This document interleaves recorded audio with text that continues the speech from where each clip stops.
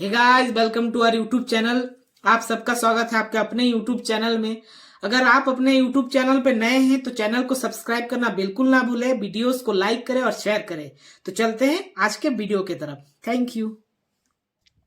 Hello guys, welcome to our YouTube channel. आज का जो टॉपिक होने वाला है वो होने वाला है बैंक ऑफ इंडिया का जो अकाउंट ओपनिंग फॉर्म है, इस वक्त आपके सामने है। इसे हम अकाउंट खोलने वाला फार्म भी बोलते हैं। तो इसे भरने वाले हैं आज हम, और इसे कैसे भरते हैं वो देखने वाले हैं। हालांकि टाइम वेस्ट ना हो जाए इसीलिए मैंने इसे पहले ही भर रखा है, और एक एक करके आपको डिटेल दूंगा कि आपको कहाँ पे क्या भरना है। तो सबसे पहले शुरू करते हैं इसके पहले पेज से। तो पहले पेज में उतना तामझाम है नहीं, लेकिन आपको इसे भी समझना बहुत ही जरूरी है। तो सबसे पहले आपको यहाँ पे दिख रहा होगा शाखा, इसे भरना कंपलसरी है। और अगर आपको आपका शाखा कहाँ है नहीं पता है तो इसे छोड़ दे। बाद में जब आप अकाउंट ओपनिंग जो ये फॉर्म है इसे जमा करने जाए तब किसी से पूछ ले और यहाँ पे भर दे। मेरा अंबिकापुर है तो मैं यहाँ पे अंबिकापुर डाल दिया हूँ। और जिस तारीख को आप अकाउंट खुलवाने जा रहे हैं या जिस तारीख को आपको इस फॉर्म को जमा करना है उसी तारीख को यहाँ पे लिखना है आपको। जैसे मेरा आज 10 तारीख है। हालांकि इस फॉर्म का मेरा कोई काम है नहीं, लेकिन फिर भी आप लोगों की डिमांड की वजह से मैं इसे भर करके इसको इसको अवॉइड करें। और नीचे आ जाए, नीचे देख सकते हैं यहाँ पे कुछ पैसों के बारे में लिखा हुआ है। तो इसे हम जैसे कि देखिए, अकाउंट खुलवाने जाएंगे तो आपको पहले ही बता दिया जाता है कि 1,000 रुपए जमा करना है या 5,000 रुपए जमा करना है। और बैंक ऑफ इंडिया का जो नियम होता है वो 1,000 रुपए ही होता है। तो यहाँ पे आपको अंकों में 1,000 रुपए लिख देना है, उसके बाद 1,000 रुपए, बस और कुछ भी नहीं करना। नीचे आ जाना है, बचत बैंक, चालू बैंक, मियादी जमा, अन्य। तो आपको कौन सा रखना है आपके अकाउंट का, उसको यहाँ पे आपको सिलेक्ट कर लेना है। जैसे मेरा चालू खाता मैं बनाना चाहता हूँ। चालू खाता का मतलब होता है जैसे आप लेन देन कभी भी कर सकते हैं, कभी भी जमा कर सकते हैं। और बचत खाता का मतलब होता है कि आपको पैसा जमा करके रखना है और आप एक निश्चित समय होता है। तो मेरे को चालू खाता खोलना है तो मैं यहाँ पे चालू खाता में छोटा सा टिक कर दूंगा और बढ़ते हैं आगे। नीचे आ जाएंगे, नीचे आपको बड़े बड़े अंकों में लिखा हुआ मिल जाएगा प्रथम नाम। आपका प्रथम नाम लिखना है यहाँ पे। और श्री श्रीमती जो भी आपके नाम के आगे लगता है, आप लेडीज हैं या मैन है तो आपको लिख लेना है। जैसे कि मैं मैन हूँ तो श्री लिख दूंगा और यहाँ पे अपना नाम लिख दूंगा। मध्य नाम जैसे कि आप कुमार उमार लगाते होंगे तो आपको लिख लेना है। जैसे कि मेरा प्रताप अलग होना था, लेकिन मैं ऐसे इसको मध्य नाम मानता नहीं हूँ, मैं पूरा पूरी ही लिखता हूँ, रूप प्रताप। तो यहाँ पे मैंने अपना पूरा नाम लिख दिया है।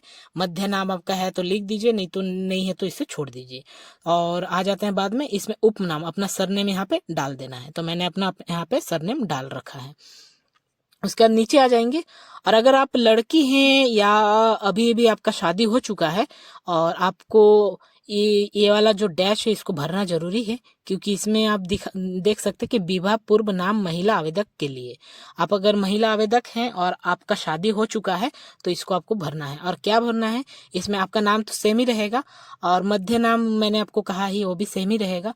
उपनाम चेंज होता है महिलाओं का शादी के बाद, तो आपको शादी से पहले वाला उपनाम जो है वो यहाँ पे लिखना पड़ेगा। तो ये हमारे काम का है नहीं, और अगर आप महिला है तो आप इसे ध्यान रखें। उसके बाद नीचे आ जाएंगे, जन्म तिथि लिख देना है आपको। जन्म तिथि आधार कार्ड के पीछे भी देखने को मिल जाएगा या आगे देखने को मिल जाएगा। उसके बाद जन्म तिथि मैंने यहाँ पे डाल दिया है। अगर आपके पास पैन कार्ड है तो पैन कार्ड का नंबर यहाँ पे डाल दीजिए, मेरे पास नहीं है तो मैंने इसे छोड़ रखा है। आपको आ जाना है नीचे। यहाँ पे आपका लाइफ स्टेटस मांग रहा है, जैसे कि आप अगर शादीशुदा हैं तो वैवाहित लिखिए। और अगर शादीशुदा नहीं है तो जैसे मैं शादीशुदा नहीं हूं तो अवैवाहित लिखा हूं, तो आपको ये भी लिख लेना है। उसके बाद आप भारतीय राष्ट्रीयता में आपको भारतीय ही लिखना है। और व्यवसाय में अपना अपना काम कारोबार जो भी है लिख सकते हैं। तो मैं अभी ऐसे ही भरने के लिए कृषि कृषि भर रखा है मैंने। और उसके बाद यहाँ पे स्वयं लिख देना है, क्योंकि हम ही भर रहे हैं ना फॉर्म। उसके बाद पिता पत्नी का पूरा नाम लिख दिए, मैंने छोड़ रखा है, आपको भरना है। आपके जैसे कि आप भर रहे हैं तो आपका पति का नाम लिख दीजिए या आपके पिता का नाम। उसके बाद यहाँ पे माता का नाम, मैंने माता का नाम लिख रखा है। उसके बाद आ जाएंगे नीचे। उसके बाद ज्यादा कुछ है नहीं। उसके बाद हमको चेक बुक में एक टिक लगाना है, पासबुक में एक टिक लगाना है, और एटीएम कार्ड तो हमको चाहिए ही, तो एटीएम कार्ड में भी एक टिक लगाना है। उसके बाद हमारा जो ये है ये भर के कंप्लीट हो चुका है। हम बदलते हैं दूसरा पेज।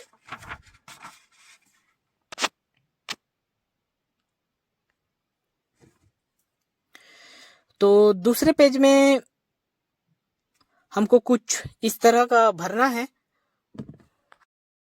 आ जाते हैं दूसरे पेज में, और दूसरे पेज में हम यहाँ पे अपना कुछ डिटेल भरने वाले हैं।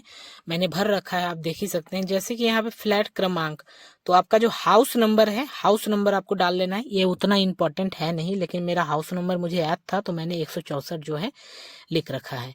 उसके बाद नीचे देख सकते हैं गली, मार्ग या क्षेत्र स्थान, तो आपका जगह का जो जो भी नाम है आपको लिख लेना है। जैसे कि मैं संजय नगर में रहता हूँ तो मैंने संजय नगर लिख रखा है।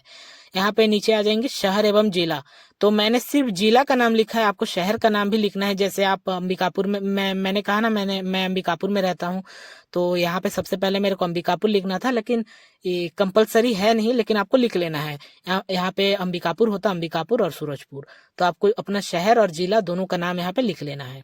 उसके बाद नीचे आ जाएंगे राज्य एवं देश। जैसे मेरा राज्य छत्तीसगढ़ है और इंडिया तो अपना है ही, तो उसके बाद इसको मैंने डैश में इंडिया लिख दिया है। उसके बाद आधार कार्ड के पीछे आपको पिन कोड मिल जाएगा, पिन कोड लिख लेना है। उसके बाद टेलीफोन नंबर आजकल किसी का होता है नहीं तो इसे छोड़ दे, और मोबाइल नंबर पे अपना मोबाइल नंबर, और ईमेल पे अपना ईमेल जीमेल एड्रेस जो है वो लिख लेना है।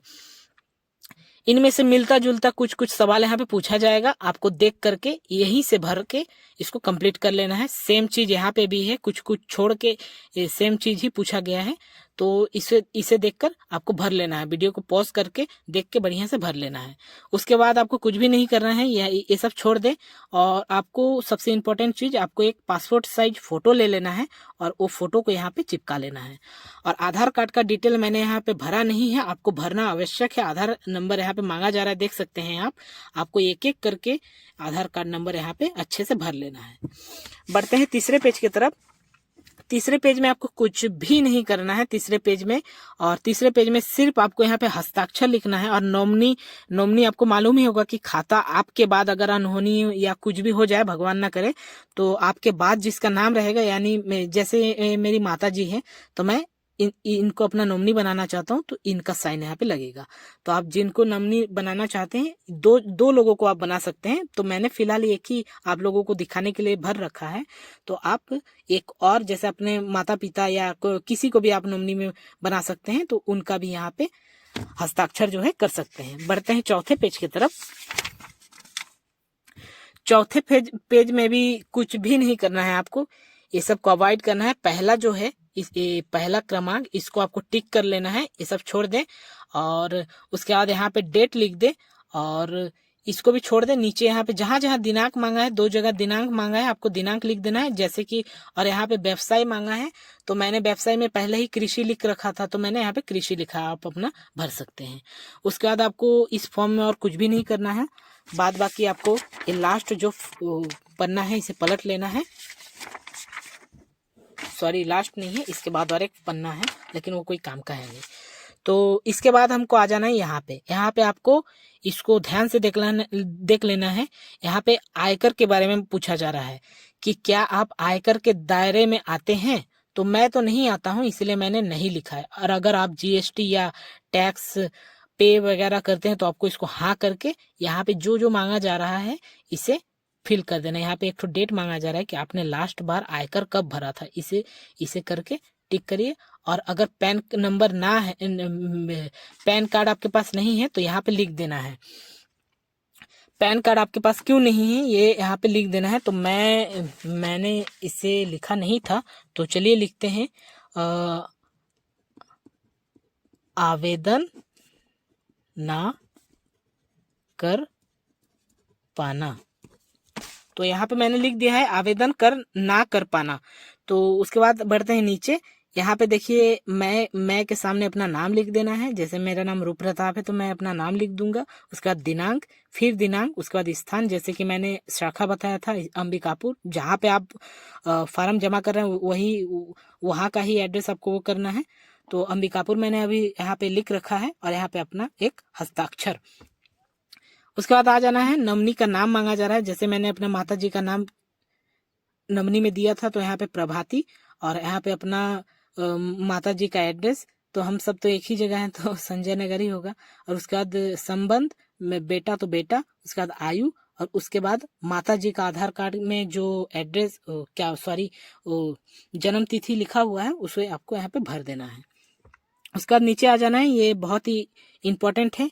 यहाँ पे स्थान में आपको संजय नगर, जैसे मेरा संजय नगर है तो मैं संजय नगर ही डाल दूंगा, संजय नगर, और दिनांक में वही है ना। तो और उसके बाद यहाँ पे माता जी का हस्ताक्षर, मेरा नॉमिनी जो साक्षी है, आप जिसको भी लेके जा रहे हैं नॉमिनी या साक्षी, उनका हस्ताक्षर यहाँ पे आएगा और यहाँ पे आपका हस्ताक्षर आएगा। तो ये भर करके आपका कंप्लीट हो चुका है और पीछे आपको कुछ भी नहीं करना है।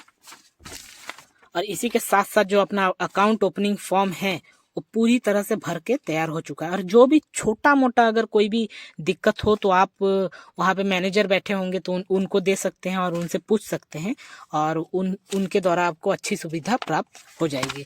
हालांकि मुझे लगता नहीं है कि किसी भी चीज़ की कमी है और अभी आप खुशी खुशी अपना अकाउंट जो है बैंक ऑफ इंडिया के साथ शुरू कर सकते हैं।